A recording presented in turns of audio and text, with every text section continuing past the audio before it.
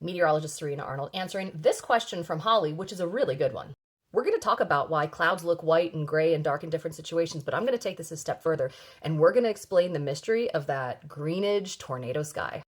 If you look at a satellite image of supercell thunderstorms from space, everything is bright white. From the side, bright white.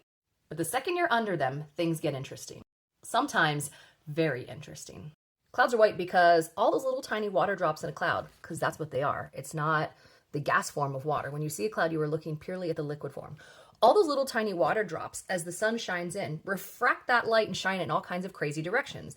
And it appears white because white light is all colors. This is different than as to why the sky is blue. The sky is blue because of Rayleigh scattering, and it means all the different colors come in.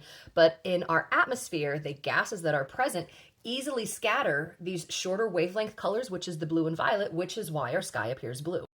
In a cloud, all those same colors are going into it, but they're being bounced around in different direction by water drops, and that's what creates white. And the reason why under a storm is so dark is basically you're in a shadow. That sunshine is shining down on the top of a big old thunderstorm, which can be 40, 50, 60,000 feet high in the atmosphere. We're talking many miles here.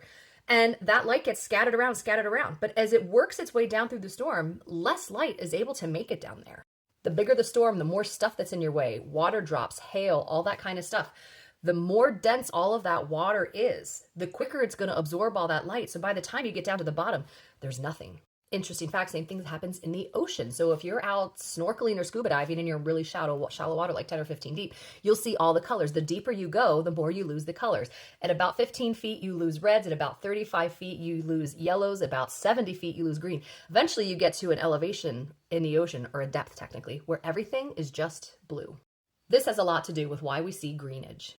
You see, as we talked about, the blues and the purples, these shorter wavelengths, are absorbed by the atmosphere.